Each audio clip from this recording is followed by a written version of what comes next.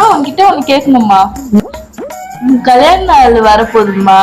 அதுக்கு உங்க கல்யாணத்தப்ப என்னென்ன சாப்பாடுமா போட்டாங்க? என் கல்யாணத்தப்ப என்ன சாப்பாடு போட்டாங்கன்னு என்கிட்ட கேக்குற? ஆமாம்மா. உங்க அப்பாட்ட கேளு, உங்க அப்பா சொல்லுவார், என்கிட்ட கேட்காத. என்ன சாப்பாடு போடல?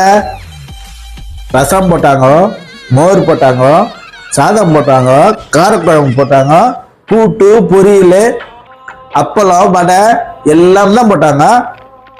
நம்ம எதுவுமே போடலன்ற? எல்லாம் போட்டாங்க சரிமுங்கா.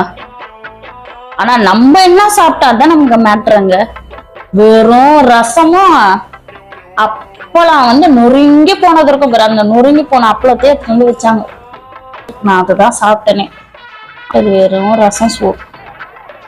அப்படின்னா நீங்க வெறும் ரசத்தை மட்டும்தான் சாப்பிட்டீங்களா? கல்யாணத்துல ரசந்தோறு போட்டாங்கன்னு சொல்லிவிட்டு பிரியாணியும் சிக்கன் ரைஸுமா வாங்கி வாங்கி டெய்லி கொடுன்றியே. நான் என்னத்த பண்றது? உன்ன போய் தான் சாப்பிடு. கல்யாண நாள் மாதம், இந்த மாசம் ஃபுல்லா அப்படிதான் இருக்கும். வெறும் ரசம் சோறு தானே போட்டுக்கணும். அதுதான் இதெல்லாம்.